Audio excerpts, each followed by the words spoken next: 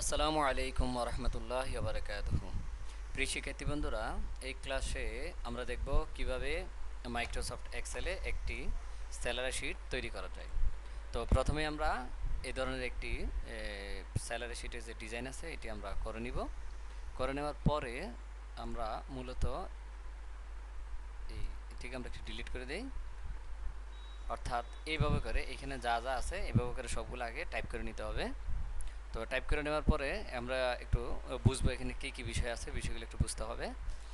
এটি হচ্ছে একটি মাসিক ভিত্তিতে যে বেতনের যে হিসাব করা হয়, অর্থাৎ স্যালারি শিট মান্থলি। এই মান্থলি হিসাব এখান থেকে বাইর করতে হয়। তো এই জন্য প্রথমে আমরা এখানে লিখবো সিরিয়াল নাম্বার। এটি দিয়ে বোঝা যাবে যে আমাদের অফিসে কয়জন লোক চাকরি করে। এখানে আমরা 10জন লোকের একটি হিসাব করার চেষ্টা করতেছি। তো এই 10জন লোকের হিসাব যেভাবে হবে, 10,000ও যদি হয় বা 1 লাখ 1.5 লাখ মানুষও যদি হয়, হিসাব একই রকমই থাকবে, ফরম্যাটটি একই হবে। তো এখানে আমরা দেখতে পাচ্ছি প্রথম হচ্ছে সিরিয়াল নাম্বার, তারপর হচ্ছে ই নেম। ই নেম মানে হচ্ছে এমপ্লয়ি নেম, অর্থাৎ এখানে যারা এই অফিসে চাকরি করে তাদের নাম, যে আমিন, আমান, মামুন, এগুলো হচ্ছে কি যারা চাকরি করতেছে অফিসে তাদের নাম। পজিশন হচ্ছে পদবি, যেমন একজন হচ্ছে জি ম্যানেজার, অর্থাৎ এই যে জেনারেল ম্যানেজার।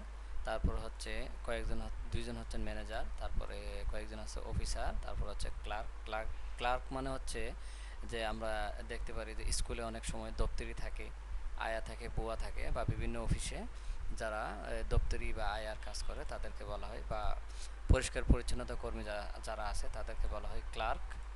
তো এই হচ্ছে পজিশন, অর্থাৎ পদবি, কে কোন পদবিতে আছে এই পদবি অনুযায়ী আমরা তাদের পদবিগুলো এখানে পজিশনগুলো বসিয়ে দিব। তারপর হচ্ছে বেসিক স্যালারি। যেমন ধরুন একটি অফিসে বা একটি কোম্পানিতে 10জন লোক রয়েছে, এর ভিতরে একজনের নাম হচ্ছে আমিন, ওনার পদবি হচ্ছে জেনারেল ম্যানেজার, ওনার বেসিক স্যালারি হচ্ছে 30,000 টাকা। তো এখন কোম্পানি বলল যে জেনারেল ম্যানেজার হিসাবে যে চাকরি করবে তাকে কোম্পানির পক্ষ থেকে 30,000 টাকা বেসিক স্যালারি দেওয়া হবে। তো এই স্যালারির পাশাপাশি তাকে MA দেওয়া হবে 500 টাকা। তো MA মানে হচ্ছে মেডিকেল অ্যালাউন্স, এই যে এখানে লিখে আছে মেডিকেল অ্যালাউন্স। তারপর হচ্ছে টিই মানে হচ্ছে ট্রাভেল এক্সপেন্স, অর্থাৎ যে অফিস থেকে যে বাড়িতে অর্থাৎ উনি যে বাড়ি থেকে অফিসে যাবেন, অথবা অফিস থেকে যে বাড়িতে আসবেন, ওনাদের যাতায়াত যে একটা খরচ, এই খরচ বাবদ ওনাকে দেওয়া হবে 300 টাকা। এটা আমরা এখানে 300 টাকা লিখছি, কিন্তু অফিস অনুযায়ী এটা নির্ধারণ করা হবে। আর আরও বেশিও হতে পারে, কমও হতে পারে। আমরা একটা ইচ্ছা অনুযায়ী একটা আমরা কী কাল্পনিকভাবে 300 টাকা ধরলাম। তো মূলত এই ধরনের একটা টিএ বিল থাকে। তো টিই বিলটা আমরা ধরলাম কত, 300 টাকা। তো টিই দিয়ে বোঝাচ্ছে ট্রাভেল এক্সপেন্স। তারপর হচ্ছে এইচআর মানে হচ্ছে হাউস রেন্ট। এই যে হাউস রেন্ট মানে হচ্ছে বাড়ি ভাড়া, অর্থাৎ বেসিক স্যালারির সাথে মেডিকেল অ্যালাউন্স দেওয়া হবে, ট্রাভেল এক্সপেন্স দেওয়া হবে, হাউস রেন্ট দেওয়া হবে 4,000 টাকা। তো মূলত এই সুবিধাগুলো হচ্ছে কি, এগুলো হচ্ছে বেতনের সাথে সবগুলা যোগ হবে, সবগুলো একসাথে পাবে। তারপর হচ্ছে পিএফ মানে হচ্ছে প্রভিডেন্ট ফান্ড হচ্ছে যেটা এমপ্লয়ীদের বেতন থেকে প্রভিডেন্ট ফান্ড হিসেবে, অর্থাৎ প্রত্যেক মাসের স্যালারি থেকে 800 টাকা করে কেটে নেওয়া হবে। কেটে নিয়ে ওই এমপ্লয়ির প্রভিডেন্ট ফান্ডে জমা রাখা হবে। যখন ওই এমপ্লয়ি কী হবে, রিটায়ারমেন্টে যাবে, অর্থাৎ চাকরিটা যখন শেষ হবে, তখন এই টাকাটা সে একসাথে রিটায়ারমেন্ট, অর্থাৎ আমরা যেটাকে বলি পেনশন হিসেবে এই টাকাটা তিনি আবার কি ফেরত পাবে। তো এটিকে বলা হচ্ছে প্রভিডেন্ট ফান্ড।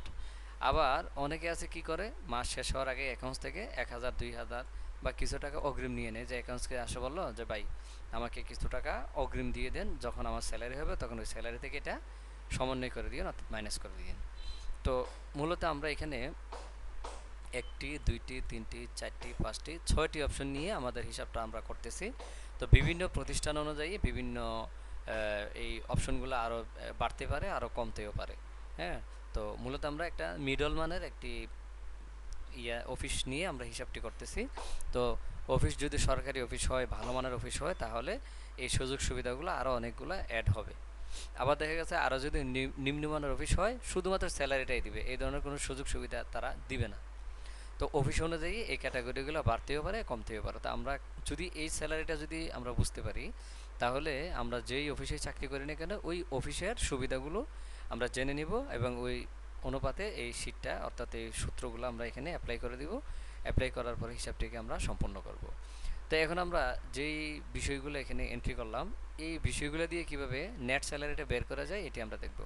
তো এই জন্য প্রথমে আমরা একটা ইকুয়াল দিব। ইকুয়াল দেওয়ার পরে আমরা এখানে একটা ক্লিক দিব। ক্লিক দেওয়ার পরে কিবোর্ড থেকে আমরা প্লাস চেপে এখানে ক্লিক করব, আবার প্লাস দিয়ে এখানে ক্লিক করব, আবার প্লাস দিয়ে আমরা এখানে ক্লিক করব।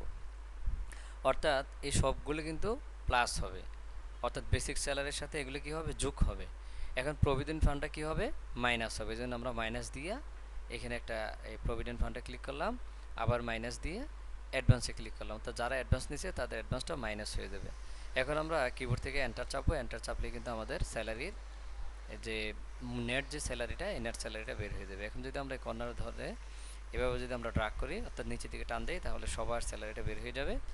এবার আমরা ওটো সাম অপশনে ডাবল ক্লিক করব, তাহলে কিন্তু সবার স্যালারিটা বের হয়ে যাবে। তো এভাবে মূলত স্যালারি শিটটি সম্পূর্ণ করতে হবে। আশা করি আপনারা এটি বুঝতে পেরেছেন। যদি না বুঝেন তাহলে আমার সাথে যোগাযোগ করবেন, এই নাম্বারটিতে আমার সাথে যোগাযোগ করতে পারবেন। তো আজকে এই পর্যন্তই, ধন্যবাদ।